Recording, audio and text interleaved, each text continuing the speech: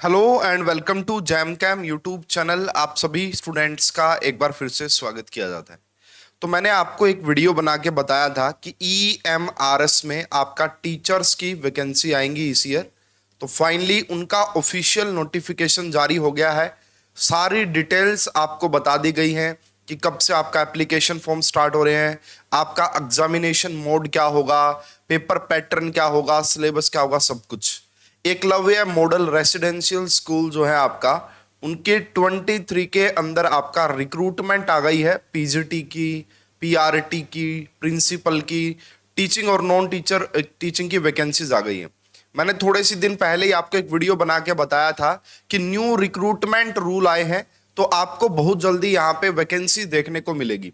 तो जैसे आपका केवीएस होता है ना, केंद्रीय विद्यालय संगठन, जैसे आपका एनवीएस होता है नवोदय विद्यालय संगठन, वैसे ही government of India, central government के द्वारा ऑर्गेनाइज्ड किए जाते हैं ये आपका स्कूल, है ना। मिनिस्ट्री ऑफ ट्राइबल्स शायद इससे रिलेट करती है। तो सारे डिटेल्स हम देखेंगे कि क्या क्या जरूरी बातें हैं जो आपको यहाँ पे देखनी है। ठीक है, तो ये आप देख सकते हैं, ये मैं ऑफिशियल नोटिफिकेशन से ही आपका बना रहा हूं। Eklavya model residential school, and यहाँ पे देखिए information bulletin and guideline for filling of the online application form for EMRS staff selection exam. इसे ESSE बोला जा रहा है 2023। तो सबसे पहली जानकारी तो यही है जी, हमारे एप्लीकेशन फॉर्म कब से स्टार्ट हो रहे हैं, हम कब से फॉर्म फिल कर सकते हैं और क्या क्या इसके बारे में डिटेल्स है। उससे पहले मैं आपको बता देना चाहता हूं, अगर आप यहाँ पे पीजीटी EMRS पीजीटी केमिस्ट्री की प्रिपरेशन करना चाहते हैं तो हमारी ऐप के ऊपर एक बहुत ही बेहतरीन कोर्स अवेलेबल है, जो कि आपके सारे पीजीटी टेट एग्जाम, HTET हो, KVS हो, NVS हो, HSSC की स्क्रीनिंग हो, या फिर अभी जो हाल में ही आपका EMRS की वैकेंसीज आई है ये हो, इसकी आपको जबरदस्त तैयारी हो जाएगी। यहाँ पे आपको 11 से MSc लेवल तक के टॉपिक यहाँ पे कवर है।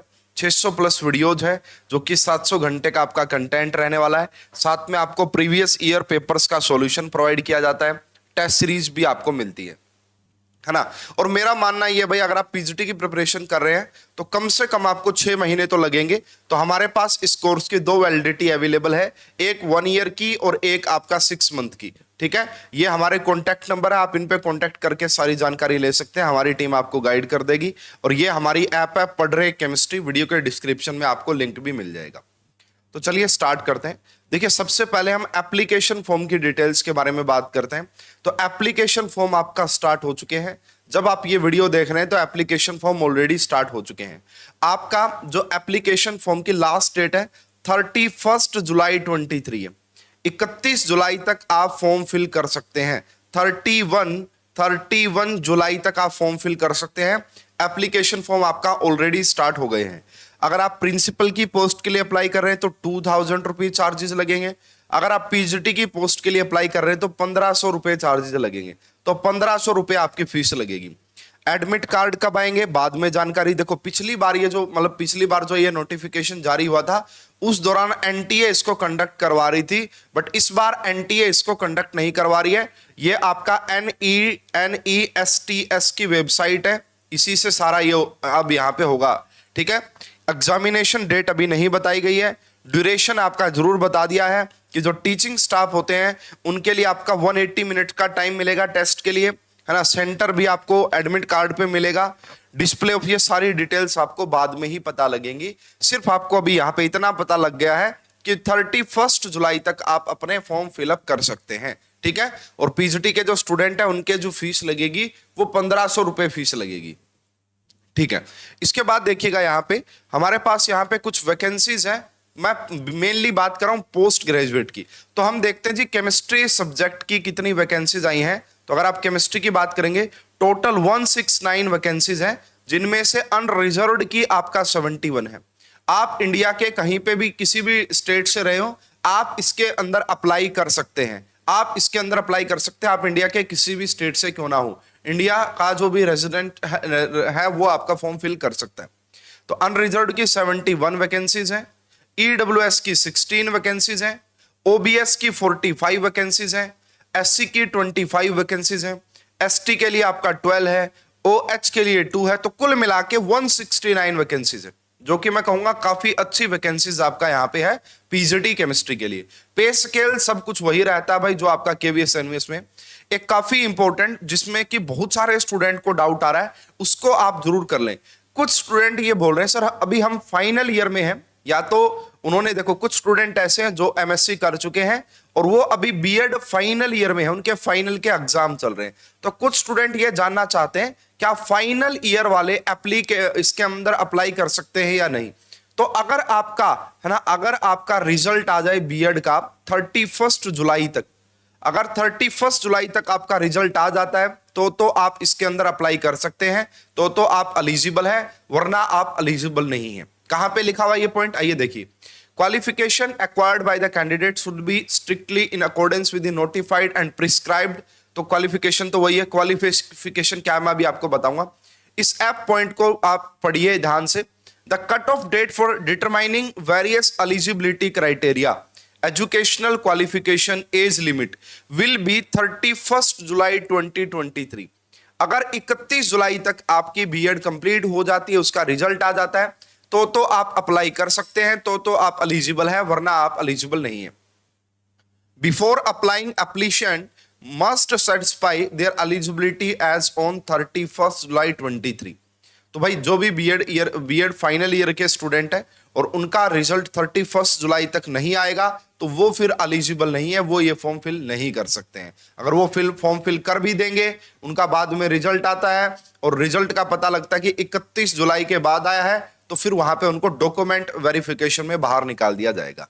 ठीक है, यस। इस बार देखिए भाई ये जो पेपर पैटर्न के बारे में भी बताया गया, द रिटर्न टेस्ट इस बार क्या होगा, रिटर्न होगा, यहाँ पे सीबीटी नहीं होगा।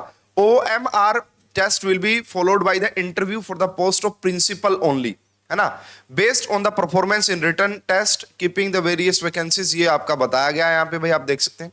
इन the case of teaching staff the final selection will be based on the marks obtained in the written test only.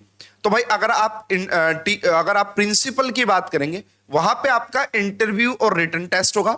लेकिन अगर आप पीजीटी की बात करें तो पीजीटी में आपका सिलेक्शन सिर्फ और सिर्फ होगा रिटर्न टेस्ट के बेसिस के ऊपर, कोई भी इंटरव्यू आपका यहां पे नहीं है।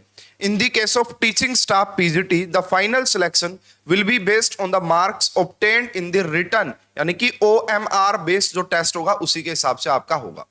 उसके बाद आप देख लीजिएगा भाई, मोड मैंने आपको बता दिया, पेन पेपर मोड पे ये एग्जाम होगा। ठीक है, उसके बाद आपका चॉइस ऑफ मीडियम आपका क्या रहेगी, यहाँ पे हिंदी और इंग्लिश तो होगा ही होगा। उसके अलावा अगर भाई जो थर्ड लैंग्वेज के लिए अप्लाई करेंगे उनके लिए उसका भी मीडियम हो सकता है, बट अगर आप केमिस्ट्री की बात करें आपको हिंदी और इंग्लिश का ही आपको मीडियम मिलेगा। ठीक है, उसके बाद पेपर पैटर्न क्या है, ये सारा ऑफिशियल नोटिफिकेशन। अब पेपर पैटर्न की बात करते हैं, पीजीटी के लिए पेपर पैटर्न क्या है, तो एग्जाम ऑब्जेक्टिव टाइप का ही होगा। टोटल 130 मार्क्स का आपका ये एग्जाम होगा, 130 मार्क्स का। लैंग्वेज जो है आपका उसके 20 मार्क्स के एक्स्ट्रा होंगे, तो कुल मिला के 150 मार्क्स में से आपकी मेरिट लिस्ट बनेगी। 150 मार्क्स में से आपकी मेरिट लिस्ट बनेगी। तो 10 मार्क्स की आपसे पूछी जाएगी जनरल अवेयरनेस, 20 मार्क्स की रीजनिंग एबिलिटी आपसे पूछी जाएगी, 10 मार्क्स आपका नॉलेज ऑफ आईसीटी, है ना, ये आपसे पूछा जाएगा, ये बीएड से रिलेटेड है। एंड टीचिंग एप्टीट्यूड भी आपसे 10 मार्क्स का पूछा जाएगा। उसके बाद पार्ट 5 आप ध्यान से देखिए, इसमें आपसे पूछा जाएगा सब्जेक्ट नॉलेज, है ना, तो ए, उसके बाद बी और उसके बाद सी। तो यहां पे 70 मार्क्स की आपसे केमिस्ट्री पूछी जाएगी। ठीक है, 70 मार्क्स की केमिस्ट्री पूछी जाएगी।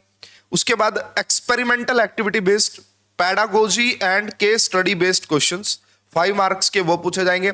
और न्यू एजुकेशन पॉलिसी 2020 से भी 5 मार्क्स के क्वेश्चन पूछे जाएंगे। तो टोटल 80 का आपका ये हो गया। तो ये कितना हो गया, 130 मार्क्स का यहां से हो गया। 20 मार्क्स मैंने आपको बताया था लैंग्वेज से पूछेंगे, और 10 क्वेश्चन आपका होंगे जनरल इंग्लिश से, 10 क्वेश्चन होंगे जनरल हिंदी से। लेकिन this is very much important student, note कीजिए, दिस पार्ट यानी कि part number 6, this part is qualifying in nature only with minimum 40%। ये 20 है तो 20 का 40% आपका कितना होगा, 8 मार्क्स तो आने ही आने चाहिए। अगर आपके 8 मार्क्स इसमें नहीं आते हैं तो फिर आपके बाकी के पार्ट्स चेक नहीं किए जाएंगे, है ना। मार्क्स इन ईच लैंग्वेज दोनों में 4-4 मार्क्स तो कम से कम आने ही चाहिए। तो यही बताया गया, अगर आपके यहाँ पे 8 मार्क्स नहीं आते हैं 20 में से, फिर आपका ऊपर वाला पोर्शन चेक ही नहीं किया जाएगा। तो ये आपका काफी इंपॉर्टेंट है कि ये आपका क्वालिफाइंग नेचर का है। तो हिंदी इंग्लिश की भी अच्छे से प्रिपरेशन आपको करनी पड़ेगी, वरना फिर आपको प्रॉब्लम हो सकती है। वो वाला पार्ट आपका चेक होगा ही नहीं अगर आपका इसमें आपका 40% मार्क्स नहीं आते तो। Test will be of 3 hours, 3 घंटे का आपका ये पेपर होगा, मैंने आपको बता ही दिया है, ठीक है। उसके बाद देखिए मार्किंग स्कीम, यहाँ पे नेगेटिव मार्किंग भी होगी। तो यहाँ पे लिखा हुआ 1 mark shall be awarded to each year, और यहाँ पे 1/4 आपको नेगेटिव मार्किंग भी देखने को मिलेगी, ठीक है। तो एमएससी, अब हम बात करते हैं पीजीटी केमिस्ट्री के लिए क्या एलिजिबिलिटी है या डिफरेंट पीजीटी के लिए। तो मैक्सिमम आपकी एज होनी चाहिए 40 इयर्स, अगर आप जनरल कैटेगरी से बिलोंग करते हैं तो पोस्ट ग्रेजुएट डिग्री आपकी होनी चाहिए केमिस्ट्री में। पीजीटी केमिस्ट्री अगर आप लगना चाहते हैं तो सिर्फ और सिर्फ केमिस्ट्री में ही आपके पास क्या होनी चाहिए, सिर्फ और सिर्फ केमिस्ट्री में ही आपके पास क्या होनी चाहिए, master degree. Biochemistry, industrial chemistry शायद इनको यहां पे नहीं लिया जाएगा। यहाँ पे स्पेशली मेंशन है आपका ना, स्पेशली मेंशन है आपका क्या, केमिस्ट्री। यहाँ पे नीचे लिखा हुआ master degree in any subject other than the subjects mentioned above will not be considered eligible, ठीक है ना। तो अगर आपने किसी और सब्जेक्ट से मास्टर डिग्री की है तो वो फिर आपका प्रॉब्लम हो सकती है, जैसे इंडस्ट्रियल में, बायोकेमिस्ट्री में, वो आपका एलिजिबल यहाँ पे होने वाले नहीं है, ठीक है। तो ये आपका यहां पे आप देख सकते हैं। उसके बाद एक और कंडीशन है, दैट इज बीएड आपकी होनी चाहिए, वो उसी के साथ बी पॉइंट आप देखिएगा। तो यहां पे आपके पास बीएड की डिग्री होनी चाहिए। इन the case of integrated 4 year degree course, तो उस टाइम पे आपको बीएड की रिक्वायरमेंट नहीं है। मतलब आपकी जो एलिजिबिलिटी है दैट इज एमएससी प्लस में बीएड, और ये दोनों आपका 31 जुलाई तक आपका कंप्लीट हो जाए तो जाके आप एलिजिबल है। तो भाई मैंने आपको पोस्ट बता दी, एग्जाम पैटर्न बता दिया, सिलेक्शन बता दिया कैसे होगा, सब कुछ। अब बात रहती है जी सिलेबस पे, इसका सिलेबस क्या है। तो मेनली इसका अगर आप सिलेबस चेक करेंगे ऑफिशियल वेबसाइट पे अवेलेबल है, और मैं एक अलग से वीडियो बनाऊंगा इसके सिलेबस पे डिटेल में, ताकि आपको थोड़ा सा मैं आपको आइडिया भी दे सकूं कि आपको कैसे प्रिपरेशन करनी है। हालांकि आपका जो 11th और 12th क्लास का सिलेबस होता है, 11 12 का जो सिलेबस है केमिस्ट्री का, वही आपको यहां पे पढ़ना है। ग्रेजुएशन तक की चीजें आपसे ज्यादा नहीं पूछेगा, ठीक है। फिर भी मैं इस सिलेबस के ऊपर एक डेडिकेटेड वीडियो बनाऊंगा, तो आप इस चैनल के साथ जुड़े रहिएगा। आपको ईएमआरएस के पीजीटी केमिस्ट्री के सिलेबस की वीडियो बहुत जल्दी आपको इस चैनल पे मिल जाएगी। अब आपके कोई भी कमेंट है, कोई भी क्वेरी है, वो आप वीडियो के डिस्क्रिप्शन में या वीडियो के कमेंट बॉक्स में कमेंट कीजिएगा। तो जो भी अच्छे अच्छे कमेंट आएंगे, जो भी जर्नल क्वेरीज होंगी, कोशिश करूंगा कि मैं उनका आपको रिप्लाई दे सकूं।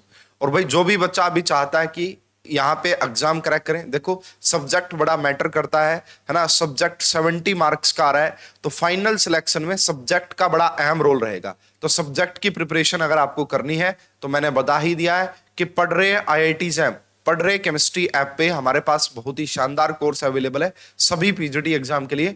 इस कोर्स को आप बिल्कुल भी देरी ना करते हुए ज्वाइन कर लीजिए और अपनी प्रिपरेशन को स्टार्ट कर दीजिए। तो इस वीडियो में अभी के लिए ही इतना ही। अगर आपको ये वीडियो अच्छी लगी तो लाइक और शेयर जरूर कीजिएगा। आप सभी का बहुत बहुत धन्यवाद। Thank you.